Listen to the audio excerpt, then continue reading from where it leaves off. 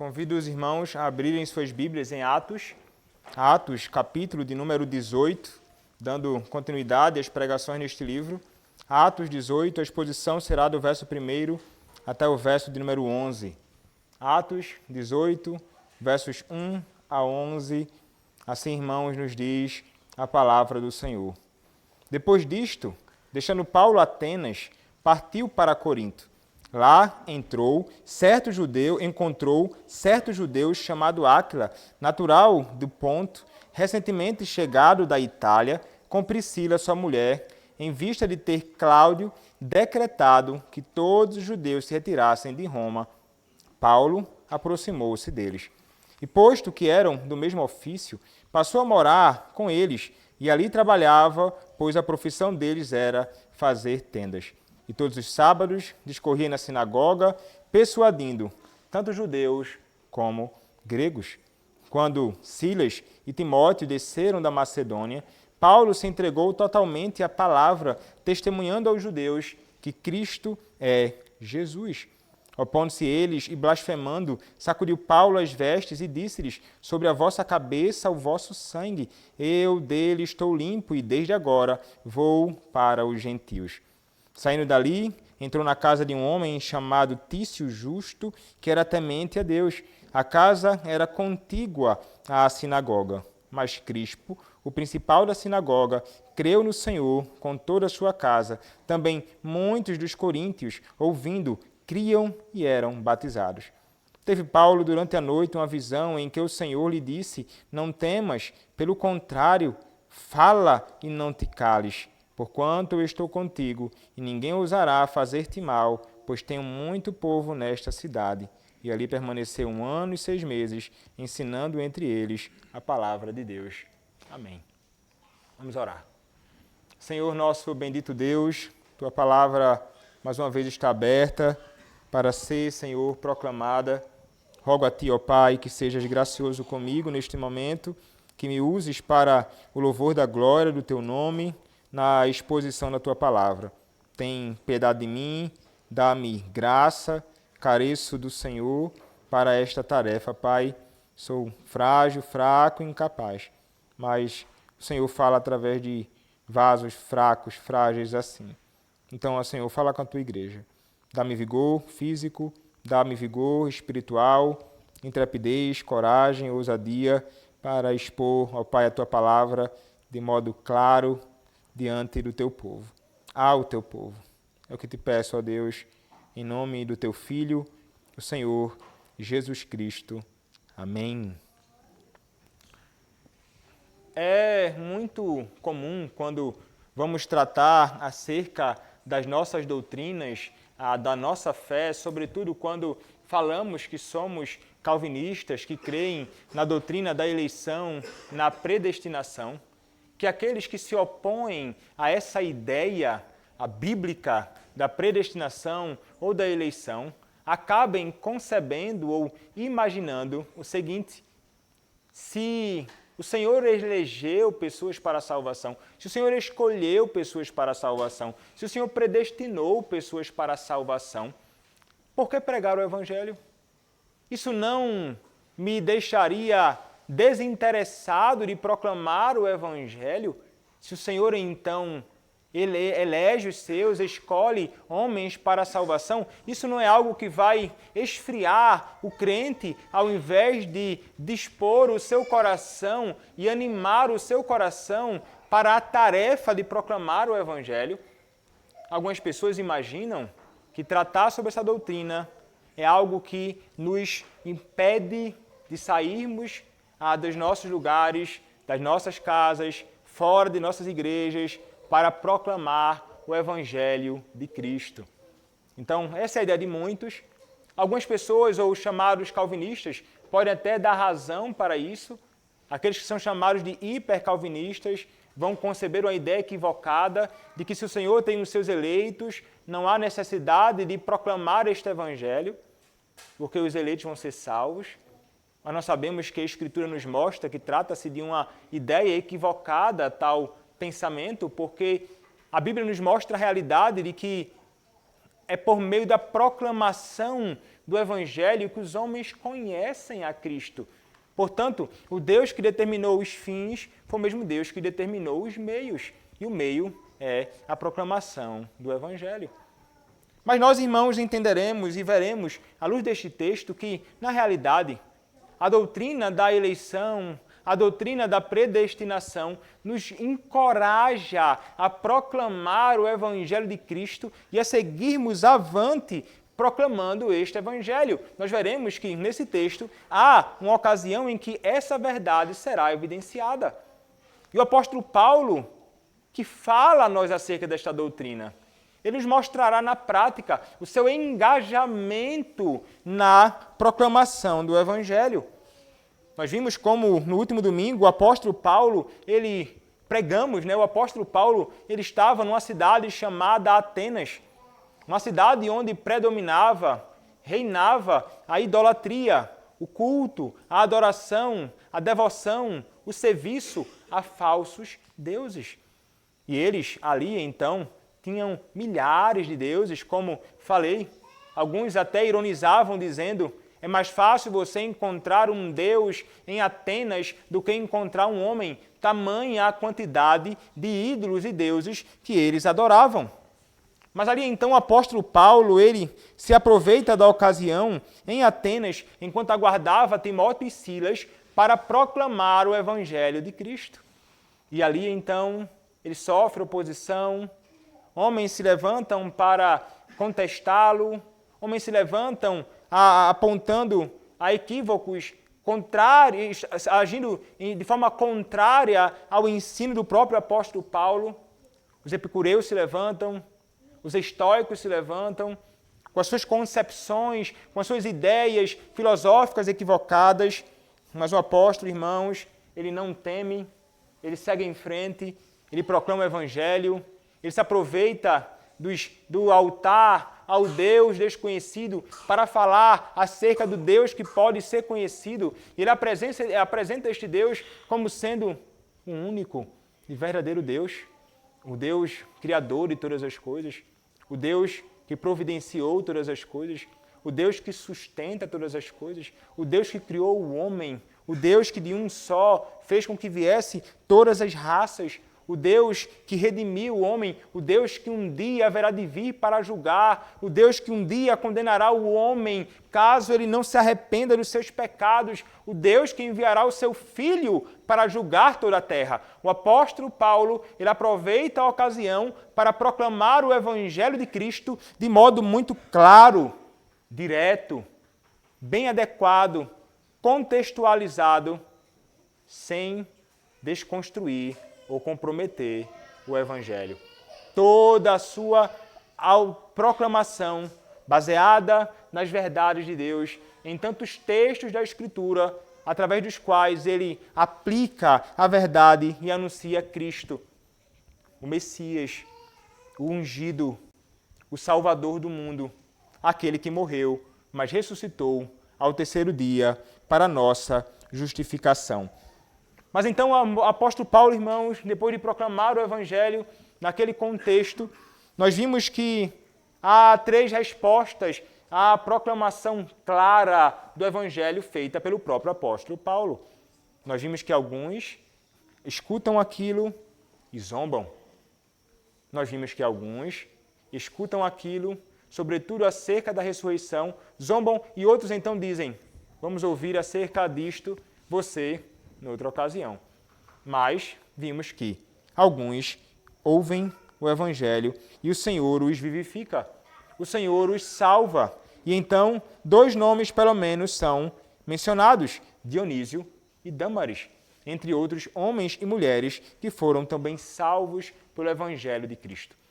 Mas nós vimos, irmãos, que o apóstolo Paulo, depois que os homens fazem o que fazem, a essa altura nos diz o texto, no verso 33, Paulo se retirou do meio deles. Paulo, então, foi embora, irmãos. E então, depois de todo este acontecimento em Atenas, Paulo ele vai para uma outra cidade. Paulo ele vai para um outro contexto. Então, o verso 1 do capítulo 18 nos mostra o seguinte: depois disto, deixando Paulo Atenas, partiu para Corinto. Então, depois destes acontecimentos experimentados por Paulo ali em Atenas, Paulo ele deixa Atenas, ele parte daquele lugar e vai em direção a uma cidade chamada Corinto. Corinto era uma grande cidade daqueles dias. Uma cidade rica, uma cidade portuária, uma cidade onde aconteciam muitos comércios, transações, onde o dinheiro rolava, onde grandes coisas eram feitas. Uma cidade onde havia muita cultura também, mas uma cidade onde havia também muito pecado, lascívia, iniquidade, pessoas envolvidas com todo tipo de perversidade. Eles adoravam uma deusa chamada Vênus, que era a deusa da fertilidade. Então, essa deusa tinha nos seus templos aquelas que eram suas sacerdotisas, que envolviam-se com a religião, e a sua devoção envolvia a entrega do seu próprio corpo à prostituição. Fazia parte, então, da devoção religiosa, daquele contexto, a entrega em lascívia, em iniquidade, em pecado do corpo das sacerdotisas, como se fosse aquilo uma oferta, uma oferenda, um culto, uma devoção à sua própria divindade. Tamanha, irmãos, era a iniquidade no meio de Corinto, que pode-se fazer um paralelo entre a miséria e corrupção em Sodoma com a miséria e a perversão em Corinto. Há muitos são chamados de sodomitas em razão de Sodoma, de toda a iniquidade. E alguns eram, ali naquele contexto, chamados daqueles que eram os coríntios, ou aqueles que eram chamados, nestes termos, coríntios, né? Quando eles são chamados muitas vezes por esses termos, né? Alguém que vai se conformar aquele contexto em Corinto, eles eram então chamados pelo nome de coríntios ou corientizar. Era uma expressão mais parecida assim. Era como se dizendo assim: olha, essa pessoa ela é alguém que está em Corinto, ela está se corientizando ao contexto, como que querendo dizer assim, eles são iníquos, e chamar alguém assim é dizer que ele está envolvido com todo tipo de lascívia e iniquidade. Como chamar alguém de sodomita o era nos dias do passado. Então, era algo terrível, de fato, a condição espiritual e o estado daqueles que viviam em Corinto. Por mais que fosse uma cidade grande, tão rica, com tantas coisas, existia muita bagunça ali. Daí nós conseguimos entender muito e compreender muito das exortações do próprio apóstolo Paulo à igreja de Corinto, chamando-os à santidade e tantas coisas difíceis para tratar naquele contexto. Então, Corinto era uma cidade onde havia de fato muita, mas muita bagunça, mas Paulo partiu para Corinto na providência de Deus. E nós vemos, irmãos, as epístolas aos Coríntios, como aquela igreja era uma igreja tão difícil e uma igreja, ao mesmo tempo, tão cheia de dons. Uma igreja para quem o apóstolo Paulo escreve aos santificados, chamados para serem santos. O apóstolo Paulo, ele certamente tinha um afeto pelos irmãos da igreja de Corinto, onde ele proclamara aquele evangelho glorioso, como nós veremos aqui. Então, o texto nos diz, deixando Paulo Atenas partir para Corinto. E então, o que acontece lá? O texto nos diz que lá, em Corinto, encontrou certo judeu chamado Áquila, natural do Ponto, atual Turquia. Recentemente chegado da Itália com Priscila, sua mulher, em vista de ter Cláudio decretado que todos os judeus se retirassem de Roma. Paulo aproximou-se deles. Então, lá, Paulo, ao chegar neste contexto, ele vai encontrar duas pessoas, um casal. E lá, um homem chamado Áquila, natural de Ponto, como mencionei, atual Turquia, recentemente chegado da Itália. Esse homem, ele era alguém que parecia que não vivia ficando fixo necessariamente num lugar específico. Ele era de Ponto, atual Turquia, mas havia chegado em Corinto, vindo da própria Itália. Com quem ele estava? Com alguém, a sua esposa, chamada Priscila. Esses dois são dois cooperadores do Evangelho mencionados pelo próprio apóstolo Paulo nas suas epístolas. E eram pessoas certamente muito queridas, porque muito contribuíram com o Evangelho e com o estabelecimento de igrejas. Este casal, então, irmãos, são colocados aqui na vida do apóstolo Paulo, na providência de Deus, para o seu próprio benefício e como isso certamente alegrou o próprio coração de Paulo naquele contexto. Porque ao chegar então, ele vai encontrar ali um casal de pessoas crentes, que na providência de Deus foram levados para lá em razão de uma perseguição que estava acontecendo em Roma. O texto nos diz, em vista de ter Cláudio, naqueles dias, decretado que todos os judeus se retirassem de Roma. E havia uma confusão naqueles dias. Alguns concebiam ou não sabiam fazer a distinção entre um cristão e um judeu. E acabam que a colocam Áquila junto a Priscila, que eram cristãos, no mesmo combo dos judeus agitadores daqueles dias. Mas também Cláudio estava então sendo motivado porque ele ouvia um murmúrio, uma bagunça, uma agitação no seu contexto, porque ele entendia que um judeu chamado Cristo provocava então confusão no meio do seu governo. Na realidade, havia ali uma intriga e uma perseguição dos judeus, que perseguiam, então, os judeus que se convertiam ao cristianismo, e então o nome de Cristo era mencionado, e então a bagunça acontecia, e então a agitação, de fato, era promovida no meio do seu governo, e isso estava causando e provocando, então, uma certa indisposição ainda maior dele pelos judeus, consequentemente, pelos cristãos que dali são tirados, mas toda a agitação promovida, sobretudo por judeus que perseguiam aqueles que se voltavam para Cristo. Então ali acontece isto, eles são retirados de lá, eles então vão para Corinto. E ali em Corinto há esse encontro extraordinário. Provavelmente o apóstolo Paulo ele pode ter pensado, eu saí de Atenas, possivelmente, irmãos, até mesmo abatido diante da blasfêmia, diante da rejeição do Evangelho. O apóstolo Paulo, ao ouvir eles zombarem, ele sai, ele vai embora, ele procura um outro lugar, mas não para ficar em silêncio. Nós veremos, ele procura um outro lugar para anunciar o Evangelho. Mas, irmãos, esse encontro com estes irmãos aqui, certamente alegraram abundantemente o coração de Paulo. Paulo certamente viu neles um casal de crentes e Paulo então se aproximou deles. Paulo se aproximou.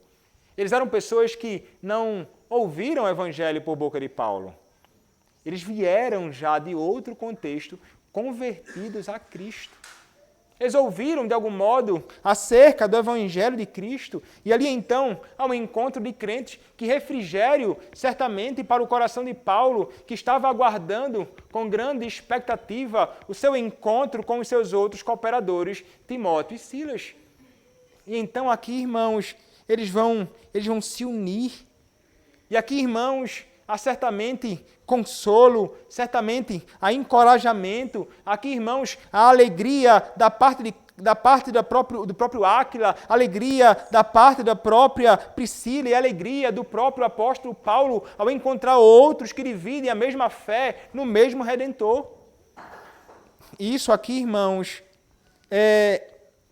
nós veremos que isso não somente acontece isto, O apóstolo Paulo, ele se encontra com estes crentes, ele se aproxima deles naquele contexto e ele passa a viver com eles. É interessante porque o versículo seguinte nos diz assim: e posto que eram do mesmo ofício, passou a morar com eles e ali trabalhava, pois a profissão deles era fazer tendas. Então, eles passam a habitar, Paulo agora passa a trabalhar com eles no mesmo ofício, e a referência aqui não é o ofício apostólico, é o ofício que diz respeito ao trabalho de fazer tendas. Tendas que eram feitas de couro ou algum outro tipo de material para as pessoas que necessitavam, soldados e outras pessoas que poderiam trabalhar em outros contextos, que necessitavam de um trabalho braçal, manual. O apóstolo Paulo certamente fora instruído e orientado e formado pelos seus pais, não somente no que diz respeito à fé, mas era a prática comum de um judeu ensinar ao seu filho um trabalho braçal, a ponto de alguém chegar a dizer que não ensinar ao seu filho um trabalho ou uma profissão é formá-lo em ser um ladrão. Então, eles formavam as pessoas em algum tipo de trabalho braçal. O apóstolo Paulo possuía também este tipo de trabalho, que podemos considerar aqui como um trabalho secundário, não a sua vocação primária no que diz respeito àquilo que Deus o chamou a fazer neste mundo. E ele então se envolve ali com o próprio casal. E, irmãos, alguns olhando para esta realidade e alguns tentando aplicar algo da parte desse texto, vão dizer assim: olha só, como nós podemos nos aproximar de outros crentes e quão ideal é nos aproximarmos de outros, quão ideal é nos aproximarmos de outros crentes para trabalharmos juntos. Melhor é trabalhar com alguém que teme a Deus e que possui a mesma afinidade que nós no que diz respeito à fé, do que nos enveredarmos em trabalharmos com outros que não possuem a mesma fé que a nossa. Então ele diz, o puritano, é preferível então que nos associemos com pessoas assim, que não procuremos nos envolver fora do nosso contexto com pessoas que não temem ao Senhor, envolvendo-nos com eles no trabalho, quando há então acesso e possibilidade de nos envolvermos com outros que comungam da mesma salvação em Cristo e da mesma fé que nós. Outros, aplicando esse texto, vão dizer a nós o seguinte: como é maravilhoso conhecermos outros irmãos em Cristo e nos associarmos, baseados na nossa fé em comum, no serviço a Cristo, no Evangelho. Paulo, junto a Priscila e Áquila, esses irmãos foram fundamentais e foram especiais para o avanço do reino de Deus naqueles dias. E então, irmãos, ele vai dizer, olha, como é fundamental que nos associemos com aqueles que têm a mesma fé que nós, para que possamos então seguir avante, servindo a igreja do nosso Senhor e Salvador Jesus Cristo. E que devemos então identificar se aqueles a quem nós nos associamos são pessoas que de fato sustentam a verdadeira, pura e sã doutrina. E como é importante então que a este nos associemos, para que possamos, então, seguir avante, como mencionei, fazendo a obra do nosso Senhor. Mas, ao mesmo tempo, irmãos, aqui nós contemplamos o desprendimento do apóstolo Paulo e o envolvimento dele com um trabalho que não era, como mencionei, sua vocação primária. O apóstolo Paulo, irmãos, ele se envolve com um trabalho braçal. Ele não considera o trabalho braçal como algo indigno. O trabalho braçal é digno, tal qual o trabalho intelectual, para o qual o apóstolo Paulo havia também sido preparado. Tanto um quanto o outro, quando são trabalhos honrados, são trabalhos que honram ao Senhor, aqueles que se dedicam intelectualmente ao serviço de Cristo e outras áreas também, e aqueles que se envolvem no seu trabalho com a força, por assim dizer, do seu próprio braço, como é o caso da maioria dos irmãos aqui. Então, perceba, irmãos, ele se envolve com esse trabalho e ele não considera um trabalho indigno. Não é indigno o trabalho braçal. Mas é interessante, irmãos, pensarmos no seguinte também. Quando muitos olham para esse texto, pensam, olha só, não deve existir nunca, jamais, alguém dedicado ao trabalho integral ou ao ministério integral. Porque alguns vão dizer, olha só, o apóstolo Paulo, ele trabalhava também. E é interessante porque, geralmente, muitas pessoas que olham para aqueles que se dedicam ao ministério pastoral, concebem a ideia de que nós não trabalhamos. Já me perguntaram assim, você faz o quê? Eu sou pastor. Mas você trabalha com o quê? Isso é meu trabalho, meu amigo. Não, ou quando eu estava me preparando para o ministério, sim, tu vai ser pastor, mas tu vai trabalhar com o quê? Eu vou trabalhar com isso, meu amigo. Tem bastante trabalho para fazer. Então, note que as pessoas concebem a ideia de que o dedicar-se intelectualmente a um tipo de trabalho, seja como professor, acadêmico ou como pastor, não é trabalho pelo simples fato de não envolver um esforço físico ou braçal. Mas, na realidade, trata-se de uma vocação tão digna quanto a outra e é um trabalho, de fato, que nos envolve e nos toma tempo e esforço. Mas, de modo algum, irmãos, nós podemos olhar para esse texto e imaginar que o ideal apresentado aqui é que o ministro ele tenha um trabalho além do seu trabalho exclusivo da igreja. O ministro não tem de necessariamente ser alguém envolvido com o ministério, mais um trabalho fora. Não, de forma nenhuma. Alguns dias eu estava conversando com um jovem colega lá de Recife, ele disse, rapaz, está sendo muito difícil. Estou terminando o seminário, daqui a pouco você ordenar, se Deus permitir. E é muito complicado trabalhar em outro trabalho, por assim dizer, secular e me dedicar ao ministério. É muito difícil. É muito difícil conciliarmos isso. Ficamos estragados, cansados. Pense numa coisa difícil. Mas não é esta, irmãos, a posição nossa. E não é isso que o apóstolo Paulo está querendo nos ensinar aqui. Nós olhamos para a Escritura, irmãos, e percebemos que o apóstolo Paulo, ele entende que, na realidade, ele pode se dedicar e gostaria de se dedicar integralmente ao ministério. Mas perceba o que ele vai nos dizer, irmãos, aqui. Quando nós olhamos para a Epístola aos Coríntios, 1 aos Coríntios, capítulo de número 9, ele vai nos dizer o seguinte, 1 Coríntios, capítulo de número 9, a partir do verso 1. Não sou eu, porventura, livre, não sou apóstolo, não vi Jesus, nosso Senhor, acaso não sois fruto do meu trabalho no Senhor? Se não sou apóstolo para outrem, certamente o sou para vós outros, porque vós sois o selo do meu apostolado no Senhor. A minha defesa perante os que me interpelam é esta: não temos nós o direito de comer e beber? E também o de fazer-nos acompanhar de uma mulher irmã, como fazem os demais apóstolos e os irmãos do Senhor e Cefas? E os irmãos do Senhor e Cefas? Ou somente eu e Barnabé não temos direito de deixar de trabalhar? Quem jamais vai à guerra à sua própria custa? Quem planta a vinha e não come do seu fruto? Ou quem apacenta um rebanho e não se alimenta do leite do rebanho? Porventura, falo isto como homem, ou não diz também a lei?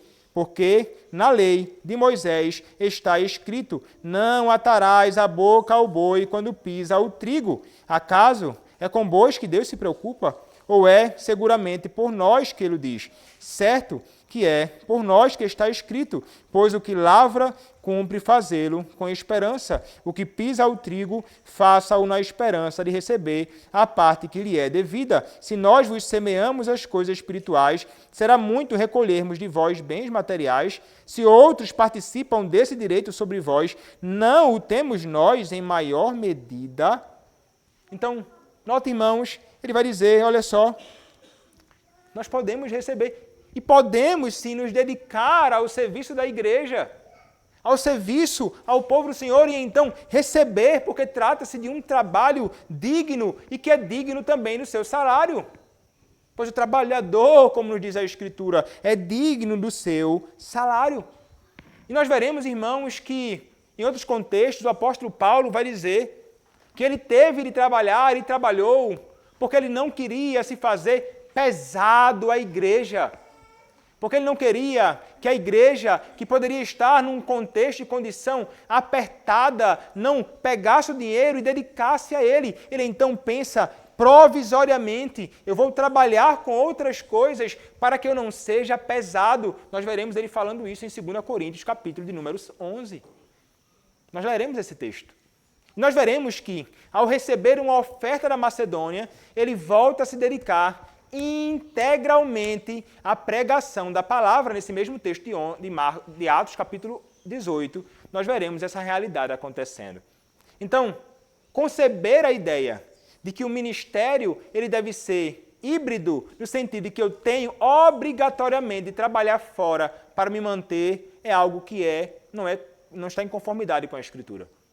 Contudo, há ocasiões em que o ministro do Evangelho tem a necessidade de trabalhar fora. O apóstolo Paulo nos mostra isso no seu próprio caso, para que ele pudesse então também se sustentar. Mas quando ele recebe um apoio da igreja de Macedônia, ele se dedica ao ministério. Ele tem contribuição, ele tem agora condições então de servir integralmente a igreja de Cristo. E são tantos irmãos, os pastores por aí, que têm de trabalhar, que recebem um valor minúsculo, de fato, pequeno, que não conseguem sustentar com esse dinheiro a sua própria casa. E eles tendem, então, de, por assim dizer, fazer tendas. Eles têm de trabalhar fora.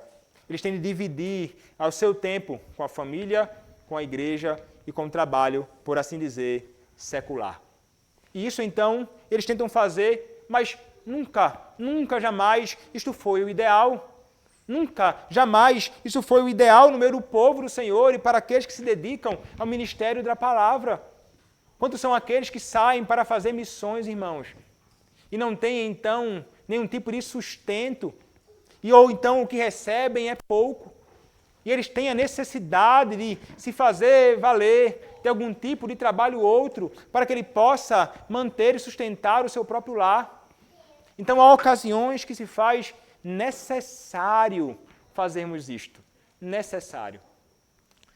Mas, lamentavelmente, há muitos por aí que não estarão nunca dispostos a isso. Ainda que vejam a necessidade sendo urgente, compreendendo ainda assim a dificuldade de uma igreja local em mantê-los, o que muitos fazem, não estão dispostos a trabalhar fora, mesmo que provisoriamente e com alguma coisa, para nutrir ou aumentar a sua renda, para suprir as suas necessidades no seu lar. Mas acabam então fazendo o seguinte, procuram então outro lugar, uma outra igreja, que possa então pagar um salário mais alto, e então eles fazem o seguinte, saem daquele trabalho, abandonam a igreja, vão para outro lugar, simplesmente porque ali eles conseguem um salário que supra todas as necessidades deles. Não vou dizer que todos os casos, irmãos, aqui são errados quando fazem algo desta natureza, mas como é estranho alguém, então, não ter a disposição de procurar algum outro tipo de manutenção externa para se dedicar a uma igreja onde há uma necessidade urgente de alguém que proclame o Evangelho de Cristo. Devemos, então, irmãos, estar dispostos e prontos a, com abnegação, nos esforçar, mesmo que tenhamos de trabalhar fora, a fim de que possamos nos dedicar ao Evangelho no local onde há a necessidade de alguém que sirva a igreja na proclamação do Evangelho. Como, irmãos, deveríamos ter essa mesma disposição do apóstolo Paulo, que deixou de receber em outros lugares, onde poderia receber o dinheiro suficiente para a sua manutenção, para se dedicar fora, em outro lugar, para pregar o Evangelho de Cristo. Fora do conforto, fora de tudo aquilo que poderia suprir todas as suas próprias necessidades. Então, há ocasiões em que isso pode ser necessário, mas nem sempre. O ideal é que o ministro possa, como posto lá em Atos, capítulo de número 6, se dedicar à pregação e à oração, se dedicar ao pastoreio específico da Igreja de Cristo. Então, nós vemos o apóstolo Paulo, sim, com a outra profissão, mas como veremos mais à frente, ele deseja, sim, se dedicar integralmente ao serviço de Cristo ao serviço da Igreja de Cristo. Mas, irmãos, o texto nos diz mais. Quando nós olhamos para o verso número 4, ele nos diz o seguinte, que apesar de o apóstolo Paulo ter de estar trabalhando fora, fazendo tendas, ele vai proclamar o Evangelho. O verso 4 nos diz, e todos os sábados discorria na sinagoga, persuadindo tanto judeus como gregos. Então, ele vai para a sinagoga, como de costume, ele era alguém que, como ele diz em Romanos capítulo 1, ele vai pregar primeiro ao judeu e também ao grego. Então, ele seguia como que esse itinerário, né? Ele primeiro pregava ao judeu e então, em seguida, para o grego. E aqui nós vemos os dois grupos aqui. Ele proclama na sinagoga, todos os sábados, ele ia lá para proclamar o evangelho. E ali, de modo racional, lógico, baseado no evangelho de Cristo, ele vai persuadir ambos os grupos, tanto judeus como gregos, por meio da proclamação do evangelho. Nós falaremos mais sobre isto, porque o texto, nos próximos versos, nos mostrará essa realidade de que o apóstolo Paulo, de fato, ele anunciava a palavra e proclamava Cristo para a salvação dos homens. Mas veja, irmãos, que apesar do muito trabalho, apesar, certamente, do muito cansaço, o apóstolo Paulo ele estava disposto, no seu coração, a seguir em frente, fazendo a obra para o qual o seu Deus o chamou. Nós veremos que ele certamente, irmãos, se encontra aqui, cada dia mais, em certa medida, abatido. Mas, irmãos, apesar da aparente falha em Atenas, de pouca conversão e transformação, o apóstolo Paulo não sai de lá para ficar em silêncio. Ele não sai de Atenas para se acomodar em algum tipo de lugar e abandonar então o ministério da palavra. Não, irmãos, ele sai de um lugar para outro e então, de modo consistente, ele segue fazendo aquilo que fora chamado para fazer. E como isso, irmãos, é necessário que seja encontrado em todos os homens. E nossas vocações, irmãos, as mais diversas. Mas, sobretudo, irmãos, no que diz respeito àqueles que se dedicam à obra de Cristo no ministério de pregação, aqueles que para isto são chamados devem, com toda a coragem e disposição, aproveitar em meio ao cansaço e ao grande trabalho todas as ocasiões oportunas e de modo pensado e elaborado encontrar aquelas ocasiões para persuadir os homens e convencê-los acerca do Evangelho de Cristo. São poucos que querem fazer isso. São poucos que estão dispostos a isso. São muitos que querem, na realidade, ficar então guardados, escondidos. Eles não querem sair ali dos seus quartos, dos seus escritórios, do seu gabinete para fazer algo desta natureza, não. Não estão prontos e dispostos para aproveitar as oportunidades para falar acerca do Evangelho. Eu sou pago para pastorear aquela igreja e acabou-se, muitos pensam. Mas não era esta a concepção de Paulo e não era esta a prática do nosso Senhor e Salvador Jesus Cristo. Ele estava disposto, a tempo e fora de tempo, como recomendado por Paulo a Timóteo, a proclamar este Evangelho em todo o tempo, com grande coragem, apesar de todo o cansaço, em meio a dividir a sua vida de ministério com um trabalho outro, que não envolve diretamente o próprio Evangelho de Cristo, a proclamação da palavra. Mas, irmãos, ele segue em frente. E é interessante nós notarmos que o apóstolo Paulo ele está ali, ele então vai persuadir algumas pessoas acerca da palavra, essa é a intenção dele acerca de Cristo. Mas então aquilo que ele tanto aguardava acontece. Finalmente, aquele desejo dele, não é? Ele havia dito para os homens, quando ele estava saindo ali de Bereia, olha, avisa a eles que me encontrem. Eu estarei aguardando ali Timóteo, eu estarei aguardando ali Silas em Atenas. Ele não tem a oportunidade de encontrar Timóteo e Silas em Atenas, mas agora tem a oportunidade de encontrar Timóteo e Silas em Corinto. E em Corinto, o texto nos diz, verso 5, quando Silas e Timóteo desceram da Macedônia, Paulo se entregou totalmente à palavra, testemunhando aos judeus que o Cristo é Jesus. Então, Silas e Timóteo, irmãos, cooperadores de Paulo, ao descerem ao seu encontro, permitiram que ele pudesse se dedicar ao ministério. E como mencionei brevemente há pouco, porque o apóstolo Paulo ele consegue se dedicar ao ministério. Porque algo, irmãos, chegou às mãos dele. Ele não vai precisar, durante um tempo, dividir o trabalho no ministério com o trabalho fora fazendo tendas. Quando nós olhamos para o texto, irmãos, em 2 aos Coríntios, capítulo de número 11, a palavra do Senhor, irmãos, vai nos dizer o seguinte.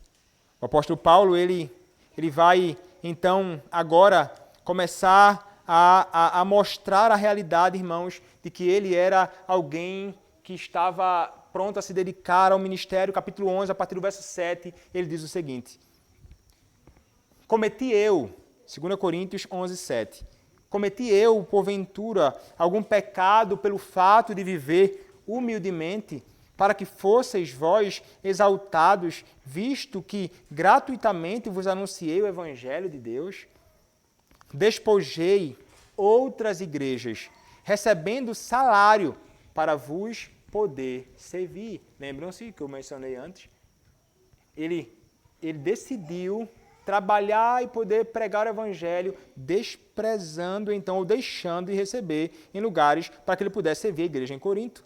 Verso 9, e estando entre vós, entre os coríntios, ele está lá no capítulo 18 de Atos, entre a igreja de Corinto, e estando entre vós, ao passar privações, não me fiz pesado a ninguém, pois os irmãos, quando vieram da Macedônia, a referência provavelmente aqui é a Timóteo e Silas, que vieram da Macedônia, supriram o que me faltava, e em tudo me guardei e me guardarei de vos ser pesado. Então, perceba, ele recebeu então a contribuição. Agora ele pode então servir a igreja integralmente. Ele diz, o texto nos diz, Paulo se entregou.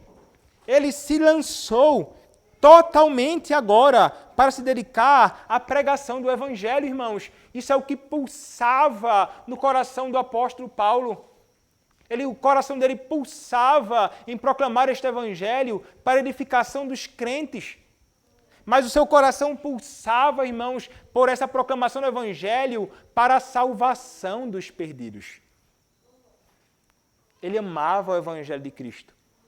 Ele amava a Cristo. Ele amava os perdidos. E sabia claramente que eles careciam de ouvir acerca deste Evangelho. Então, irmãos, como muitos pastores desejam, inclusive, isto, viu? Um amigo meu, há pouco tempo, conseguiu agora a graça, um convite ele recebeu, está pastoreando uma igreja de forma integral. Mas antes, irmãos, ele estava pastoreando 2 igrejas, trabalhando em 2 escolas. Imagina o peso. Ele não estava suportando mais.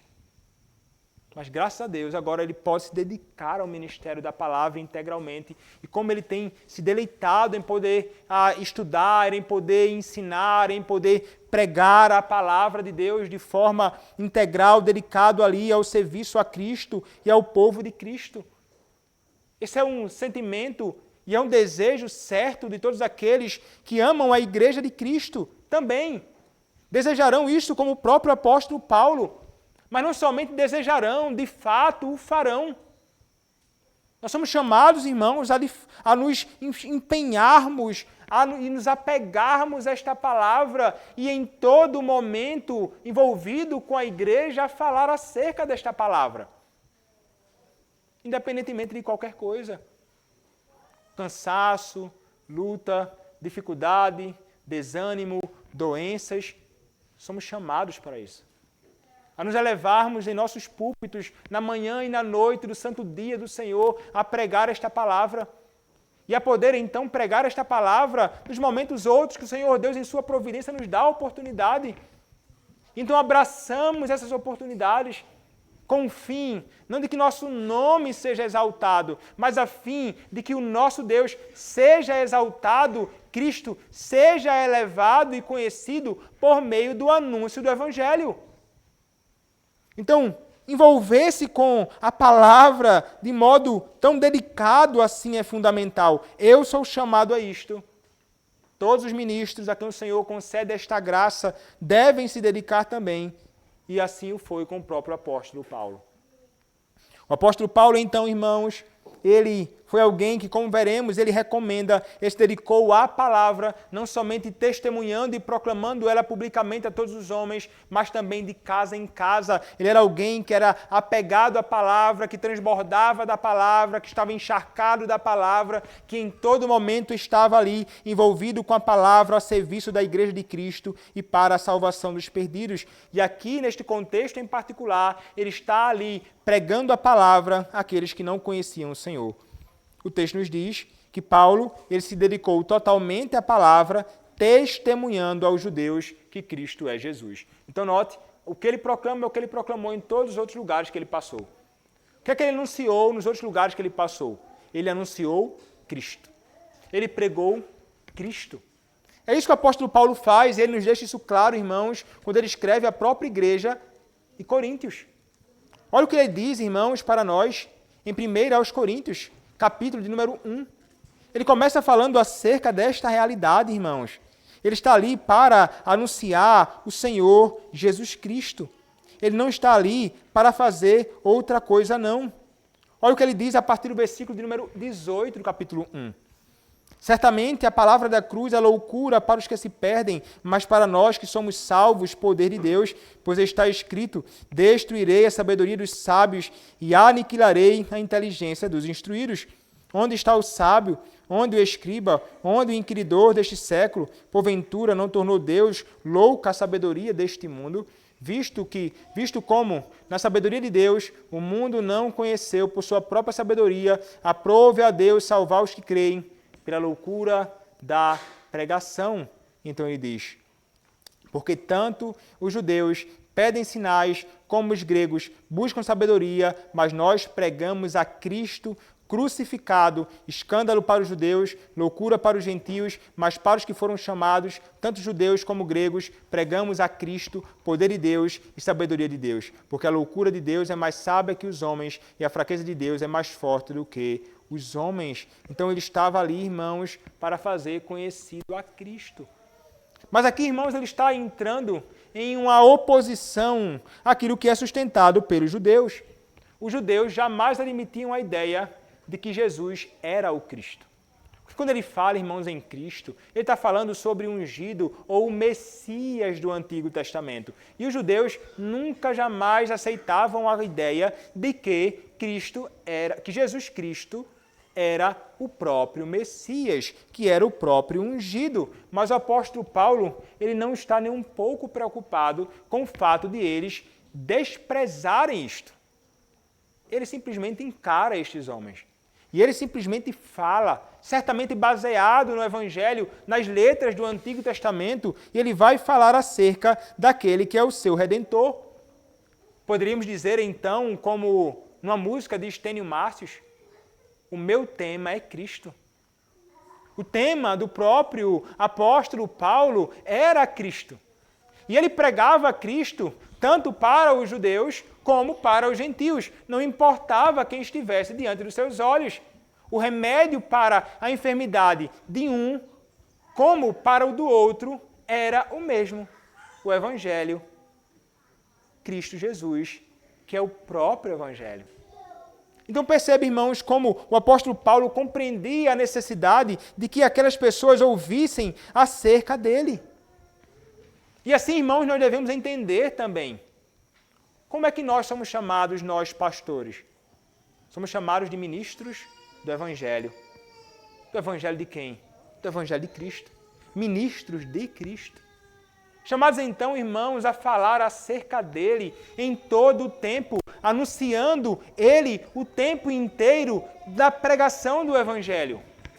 Não podemos então dar lugar a nenhum outro nome que não seja o nome de Cristo, porque como diz a palavra em Atos capítulo 4, verso 12, não há salvação em nenhum outro nome. Só há salvação no nome de Cristo Jesus. Então não podemos, irmãos, pregar aos homens outra coisa. Não pregamos nem a justificação, inclusive. Não pregamos nem a santificação. Porque não é o pregar a justificação, não é o pregar a santificação que salva o homem, é o anunciar Cristo que salva o homem. A justificação, a santificação, a adoção são benefícios do Evangelho, benefícios que nós experimentamos por meio da salvação que só pode ser encontrada numa pessoa que é o Senhor Jesus Cristo. Então, empenhemos-nos, irmãos. Eu sou chamado a isto. Eu devo me dedicar, mas todos nós aqui somos chamados no temor do Senhor e na força do seu Santo Espírito, baseados na sua palavra, a nos encontrarmos com os homens e ainda que eles sejam hostis e estranhos à nossa fé, a com coragem falarmos acerca de Cristo. Você tem coragem de fazer isso, irmão? Você tem feito isso? Você tem tido coragem de falar de modo claro acerca da sua fé, de modo claro acerca de Cristo, àqueles que não o conhecem e que podem, talvez, até mesmo ser hostis a qualquer tipo de declaração acerca do Redentor? Você tenta comunicar para os outros o Evangelho sem mencionar o nome de Cristo, para não ofender alguém? Não podemos, irmãos, fazer algo dessa natureza. Estaremos, deste modo, nos envergonhando de Cristo, temendo mais aos homens do que temendo ao próprio Cristo e privando os homens de conhecerem a salvação que só pode ser encontrada por meio da declaração do Evangelho claro e simples aos homens, e este Evangelho é o próprio Senhor Jesus Cristo. Então, todos nós temos este dever, irmãos, ainda que sejamos desprezados por eles. O apóstolo Paulo, ele vai ser desprezado aqui, irmãos, pelos homens. Ele vai ser desprezado pelos judeus. Ele vai sofrer oposição. O texto nos diz, verso 6, opondo-se eles e blasfemando, sacudiu Paulo as vestes e disse-lhes, sobre a vossa cabeça o vosso sangue. Eu deles estou limpo e desde agora vou para os gentios. Note a oposição. Os judeus não aceitam. Eles se levantam contra Paulo. Eles rejeitam. Eles vão contra o apóstolo Paulo de modo claro, contra aquilo que ele estava dizendo. A ponto do apóstolo Paulo agora então dizer estas palavras. Porque, veja, eles se opõem e blasfemam o nome de Cristo. Veja que pecado grave cometido por estas pessoas naquele contexto. Mas o apóstolo Paulo, ele faz aquilo que é recomendado pelo nosso Senhor e Salvador Jesus Cristo em Mateus capítulo de número 10. Em Mateus capítulo de número 10, irmãos, nós vemos o Senhor Jesus Cristo dizendo, olha, quando homens não receberem vocês em alguma cidade, batam os pés. Não é? Olha o que ele diz lá. Olha, Mateus capítulo de número 10, ele vai dizer assim, Mateus 10, verso 14. Se alguém não vos receber nem ouvir as vossas palavras, ao sair daquela casa ou daquela cidade, sacudi o pó dos vossos pés. Em verdade vos digo que menos rigor haverá para Sodoma e Gomorra no dia do juízo do que para aquela cidade. Sacudi os pés. E talvez você olhe assim e pense, mas espera aí, pastor. O apóstolo Paulo não sacudiu os pés não aqui. O apóstolo Paulo, ele sacudiu outra coisa. O apóstolo Paulo, ele vai sacudir as suas vestes. Alguém vai dizer o seguinte, no contexto de uma sinagoga, os homens não entravam calçados, não, eles entravam descalços na sinagoga.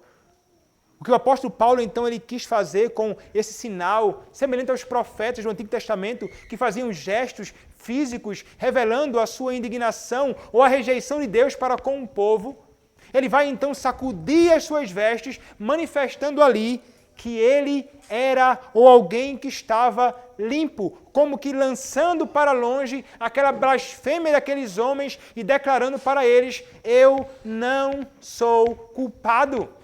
Eu proclamei o evangelho a vocês. Ele sacode as suas vestes, revelando ali a sua indignação com aquele ato, e ele então vai dizer palavras duras. Ele diz: sobre a vossa cabeça o vosso sangue. É interessante porque isso nos lembra do que acontecia no sacrifício sacerdotal, irmãos, no Antigo Testamento. Quando o animal ele tinha o seu sangue derramado para que o sangue que era entregue ao sacerdote para expiar os pecados dos homens, ele era então derramado para que a ira de Deus ou a maldição de Deus não viesse sobre o homem, mas caísse sobre o sangue aspergido do animal. O apóstolo Paulo, então, quando ele olha para eles e diz: o vosso sangue seja sobre a vossa cabeça, é como se ele estivesse ali lançando uma imprecação ou uma maldição, dizendo: o sangue seu estará sobre a sua cabeça, sobre você então virá e cairá o desprezo, a ira, a maldição do próprio Deus, porque você rejeitou o evangelho de Cristo. Você rejeitou aquele sobre quem deveria cair esta ira. Você rejeitou aquele sobre quem deveria cair a maldição. E então ela caia sobre você. Sobre vocês o seu próprio sangue. Sobre a vossa cabeça o vosso sangue. Eu dele estou limpo, ou seja, eu não tenho culpa nenhuma, eu estou com a consciência tranquila, porque eu preguei a palavra e vocês rejeitaram. Eu não tenho culpa, ninguém vai dizer, você é culpado, Paulo. Paulo vai dizer, eu preguei o evangelho e eles desprezaram. Quão grave é, nos mostra o próprio apóstolo Paulo, irmãos, desprezar o evangelho de Cristo proclamado a nós.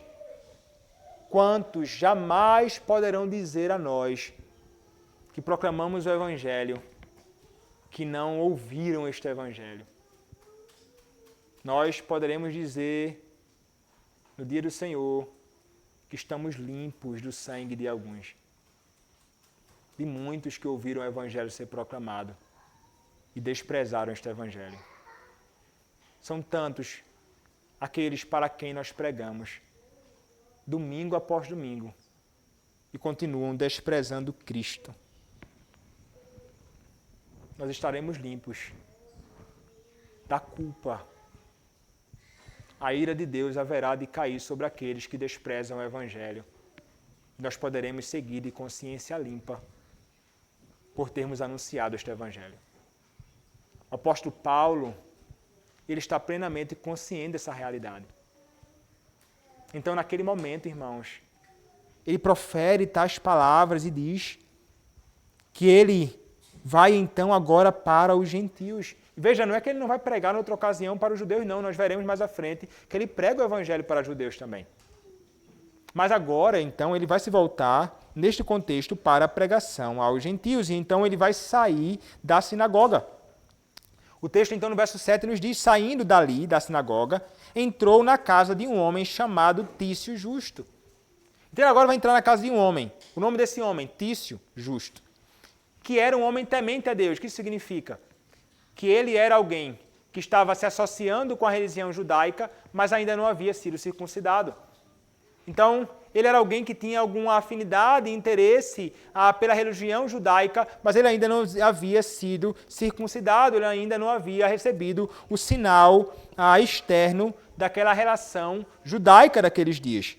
Então, esse homem chamado Tício, que era temente a Deus, ele foi para a casa desse homem. A casa desse homem era contígua. E o que significa? Que era próxima, era colada, era junto ali à própria sinagoga. A sinagoga onde o próprio apóstolo Paulo estava anteriormente pregando a palavra. O que a maioria daqueles que interpretam esse texto, irmãos, compreendem é que o apóstolo Paulo, quando ele vai para a casa desse homem chamado Tício, o justo, ele entra nesta casa, ele é recebido por este homem com hospitalidade e graça, e ali se torna um lugar onde o apóstolo Paulo passa a pregar o evangelho.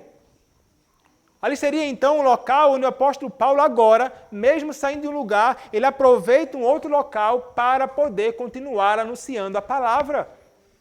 E ali então a casa desse homem chamado Tício Justo é um lugar agora onde a pregação do evangelho estará sendo feita.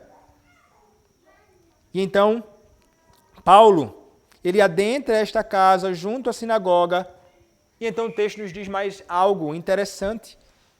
Ali onde Paulo pregou o evangelho, ali agora onde Paulo passa a pregar também o evangelho, provavelmente na casa desse homem chamado Tício Justo.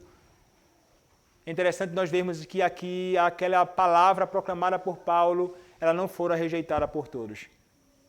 O apóstolo Paulo pregou aos judeus e um deles, pelo menos mencionado aqui, se converte, irmãos.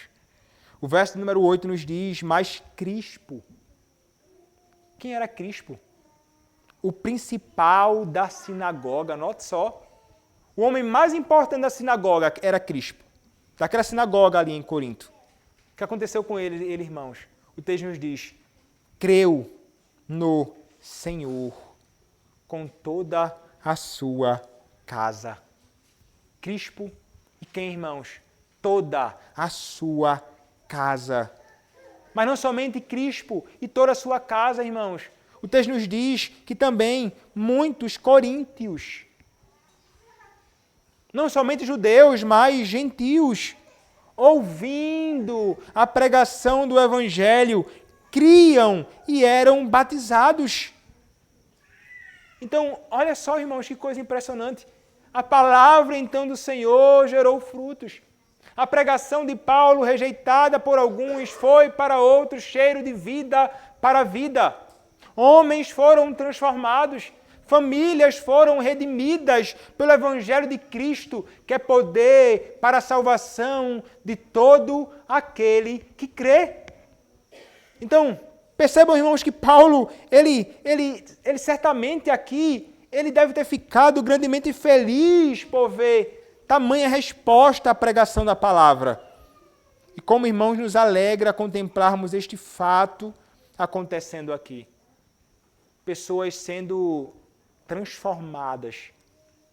Pessoas agora sendo regeneradas pelo Santo Espírito de Cristo. Pessoas agora unidas a Cristo. Uma igreja de Cristo sendo formada em Corinto. E é interessante, irmãos, que esses que creram foram batizados ali. E é interessante que Crispo fora batizado por Paulo. Olha o que diz a palavra, irmãos. 1 aos Coríntios. Nós lemos hoje, na revelação da vontade do Senhor. 1 Coríntios, capítulo 1. A partir do verso, irmãos, de número 14. A palavra diz assim, dou graças a Deus, porque a nenhum de vós batizei, exceto Crispo e Gaio, para que ninguém diga que fostes batizados em meu nome. Batizei também a casa de Estéfanas. Além destes, não me lembro se batizei algum outro. Então perceba, Crispo, o principal da sinagoga, fora batizado pelo homem que se considerava o inferior, o menor dos apóstolos, mas que fora ali grandemente usado por Deus para conduzir este homem a Cristo. Ele se tornou, como nos mostra o texto aqui em Corinto, membro daquela igreja, irmãos. Como isso deve nos dar esperança para proclamarmos a palavra de Deus, mesmo em meio a todo tipo de oposição. Como isso, irmãos, enche o meu coração de esperança para continuar proclamando a palavra de Cristo aos homens. E eles então, irmãos, foram batizados ali.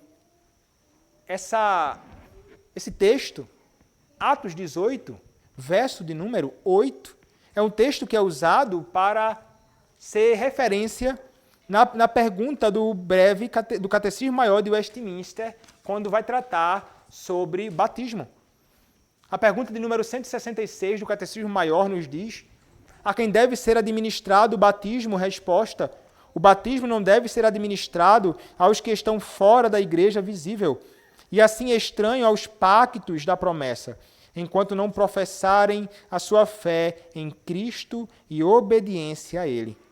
Porém, as crianças cujos pais, ou um só deles, professarem fé em Cristo e obediência a Ele, estão, quanto a isso, dentro do pacto. Mas a declaração primeira e a proposição primeira, que tem por base Atos 18:8, é: o batismo não deve ser administrado aos que estão fora da igreja visível e assim estranhos aos pactos da promessa, enquanto não professarem a sua fé em Cristo e obediência a Ele. Então, o que nossos padrões entendem, irmãos, é que Crispo e aqueles que ali foram batizados depositaram a sua fé em Cristo e a sua obediência a Ele. A verdadeira fé, ela é acompanhada, irmãos, de obediência à vontade e aos mandamentos do Senhor. Então note que o sacramento do batismo ele segue a fé, ele segue a proclamação do próprio Evangelho. Obra de Deus feita no meio daquela cidade, homens sendo transformados. Sigamos em frente, irmãos, proclamando este Evangelho, porque ele salva homens. Mas algo então acontece, irmãos, e o texto não nos deixa muito claro, mas o apóstolo Paulo, provavelmente, apesar de momentos que ele deve ter experimentado de alegria, parece-nos que ele experimentou em algum momento alguma tristeza, algum abatimento, algum desânimo no ministério. O apóstolo Paulo, irmãos, nos mostra que há como nós ficarmos desanimados no ministério. Se você for fazer uma pesquisa, não são poucos os pastores que são ou estão desanimados no ministério por várias razões. Mas quando nós olhamos para 1 Coríntios capítulo 2, nós veremos o apóstolo Paulo falando que, de fato, ele foi alguém que se viu, irmãos, assim. Ele se encontrou ali desanimado, não é?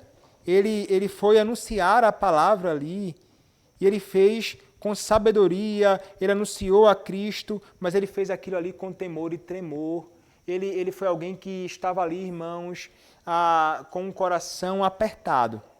Olha o que diz 1 Coríntios capítulo 2, a partir do versículo 1. Ele diz assim: Eu, irmãos, quando fui ter convosco, anunciando-vos o testemunho de Deus, não fiz com ostentação de linguagem ou de sabedoria, porque decidi nada saber entre vós, senão a Jesus Cristo e este crucificado. E foi em fraqueza, temor e grande tremor que eu estive entre vós. Nós devemos entender, irmãos, que o apóstolo Paulo, ele, por mais que ele não calasse os seus lábios em razão da oposição, por mais que ele não reclamasse por causa das perseguições que ele sofria, ele certamente temia. Ele certamente temia. Muitos foram os que se levantaram contra Paulo, quando não ofendendo-o, certamente prontos e dispostos para até mesmo feri-lo, irmãos. E provavelmente aqui o apóstolo Paulo, ele foi tomado por algum tipo de temor.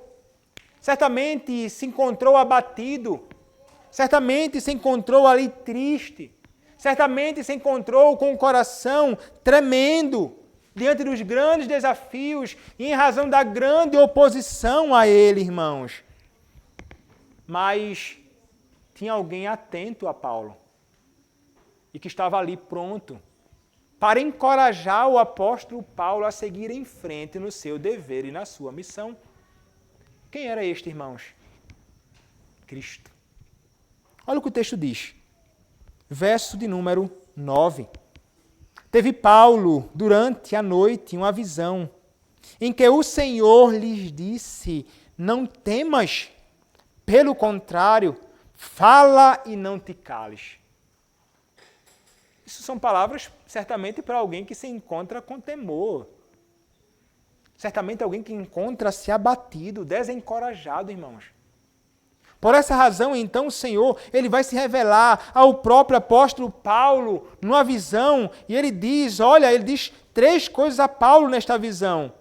Não temas, pelo contrário, como alguns traduzem, continua falando e não te cales. Então são primeiras palavras de encorajamento a Paulo. E então outro encorajamento para que ele siga em frente com a missão do versículo seguinte.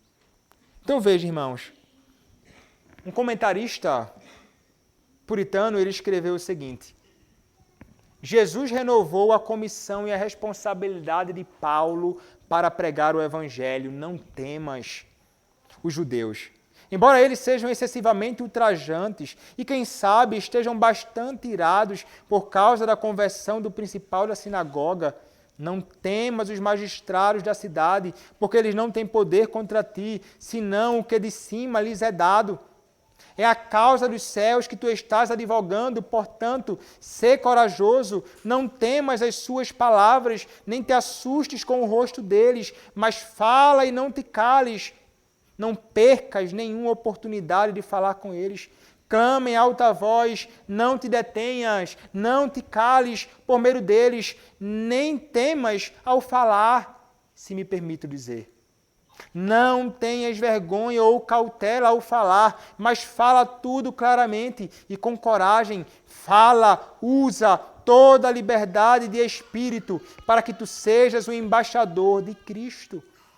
Jesus assegurou que estaria com Paulo, o que bastou para animá-lo e lhe injetar vitalidade e coragem. Não temas, porque eu sou contigo, para te proteger, te sustentar e te livrar de todos os teus medos. Fala e não te cales, porque eu sou contigo para confirmar o que disseres, trabalhar contigo e confirmar a palavra pelos sinais que se seguirão. A mesma promessa que ratificou a grande comissão, eis que estou convosco todos os dias, é repetida aqui. Os que andam com Jesus não precisam temer, nem recuar, nem recuar. Ele diz, irmãos, Jesus deu a Paulo a certeza de proteção para mantê-lo ileso. Ninguém lançará mão de ti para te fazer mal. Tu serás liberto das mãos dos homens maus e desorientados, e não serás expulso desta cidade por perseguição, como foste das outras. Ele então diz: o Senhor não promete que ninguém lançará a mão dele, pois a próxima informação que lemos é que eles o pegaram e o levaram a um tribunal, verso 12. Mas ninguém lançará a mão de ti para fazer-te mal. E o restante da cólera será restringido. Tu não serás açoitado e preso aqui como em Filipos.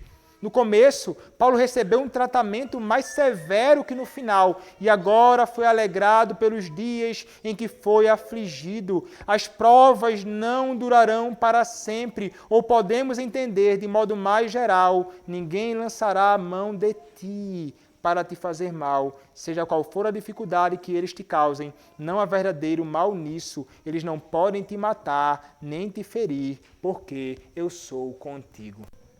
E entre as referências que ele cita aqui, ao Salmo 23, que nós cantamos aqui nesta noite.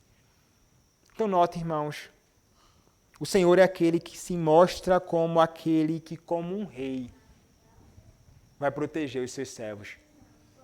E essa referência, irmãos, aqui, Atos 18, verso 9 e verso 10, é também usado nos nossos padrões doutrinários, no chamado Breve Catecismo de Westminster.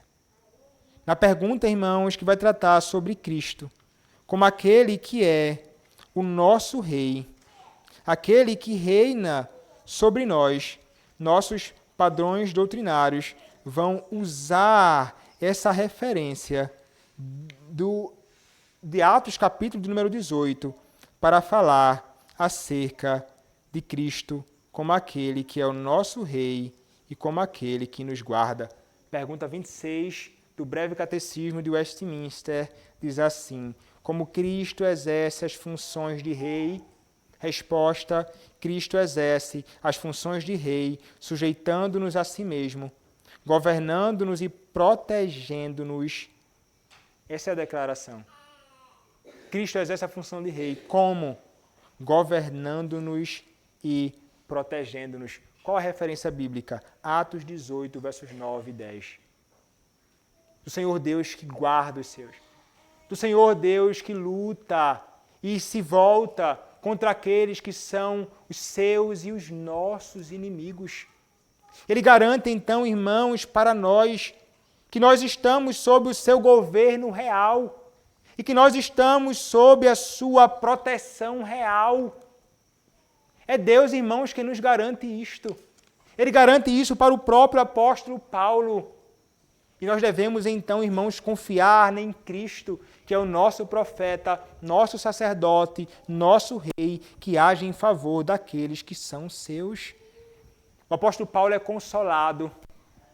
O apóstolo Paulo é encorajado e isso deve servir de consolo para mim em particular como ministro, em meio aos desânimos que podem vir e tantas lutas.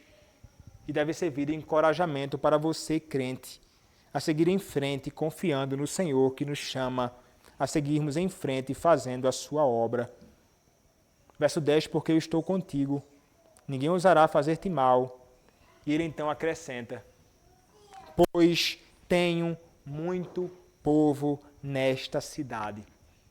E ele então permaneceu 1 ano e 6 meses, ensinando entre eles a palavra de Deus. Lembram-se, irmãos, vocês devem se lembrar de como introduzi a pregação nesta noite. Eu falei que muitos concebem a ideia de que a doutrina da eleição ou predestinação é algo que nos desanima na pregação do Evangelho. A Escritura nos mostra algo totalmente diferente. A Escritura nos mostra que o fato de sabermos que o Senhor tem seus eleitos nos motiva a pregar o Evangelho. Foi essa a doutrina e a compreensão de que o Senhor Deus tem seus eleitos espalhados na terra que motivou os reformadores, os nossos pais, pregadores, puritanos do passado também, a seguirem proclamando este evangelho plenamente conscientes de que o Senhor tem os seus eleitos. E ali está o Senhor dizendo a Paulo, você vai ser preservado, Paulo, você me é útil, Paulo, aqui eu tenho pessoas que haverão de se render a Cristo, eu tenho muito povo nesta cidade. E o apóstolo Paulo é reanimado, irmãos. A confiança é trazida, o ânimo volta, a alegria o transborda. E o que ele faz? Ele passa bastante tempo de lá, provavelmente escreveu outras 2 epístolas e ali segue pregando durante 1 ano e 6 meses, ensinando entre os coríntios a palavra de Deus. Então note como essa doutrina, ela nos anima, ela nos impulsiona, ela nos leva para frente. Quão frustrante seria se soubéssemos que pregaríamos o Evangelho e não há nenhum eleito para ouvir e se converter a Cristo. Nós compreendemos, irmãos, que uma vez que há eleitos, nós pregaremos. E esses que são eleitos ouvirão e se renderão. Porque é justamente por meio da pregação do Evangelho que aqueles que foram eleitos desde antes da fundação do mundo, onde vivemos ou por onde quer que andamos, vão crer em Cristo. Como diz o apóstolo Paulo escrevendo aos Romanos, em Romanos capítulo de número 10, quando ele vai dizer, irmãos, o seguinte, nas suas palavras muito claras, ele diz, se com a tua boca confessares Jesus como Senhor, verso 9, e em teu coração creres que Deus o ressuscitou dentre os mortos, serás salvo. Porque com o coração se crê para a justiça e com a boca se confessa a respeito da salvação. Porquanto a Escritura diz, todo aquele que nele crê não será confundido, pois não há distinção entre judeus e gregos, uma vez que o mesmo é o Senhor de todos, rico para com todos os que o invocam. Porque todo aquele que invocar o nome do Senhor será salvo. Então ele diz, uma verdade muito clara, como porém invocarão aquele em quem não creram? E como crerão naquele de quem nada ouviram? E como ouvirão se não há quem pregue? E como pregarão se não forem enviados? Como está escrito, conformosos são os pés dos que anunciam coisas boas. Note então, a Escritura nos mostra essa realidade. A palavra deve ser pregada e é isso que Paulo faz lá, irmãos. Ele segue durante 1 ano e 6 meses pregando o Evangelho convicto de que aqueles que pertencem ao Senhor haverão de responder positivamente à pregação do Evangelho e serão salvos. Por que eu sigo pregando a palavra, irmãos? Não somente porque eu sei que é o meio para a edificação do povo de Deus, mas porque eu estou plenamente consciente de que este é o meio através do qual aqueles que pertencem a Cristo serão salvos. E eu não posso deixar de proclamar este Evangelho. Eu sou animado por Cristo a seguir fazendo a sua obra. Todos nós, irmãos, devemos do mesmo modo ser animados a seguir em frente, falando acerca daquele que é o nosso Redentor, o Senhor e Salvador, Jesus Cristo. Olhar para o testemunho de Paulo e para as palavras de Cristo ao apóstolo Paulo. Você é animado a seguir em frente testemunhando este Evangelho? O que você fará a partir de amanhã?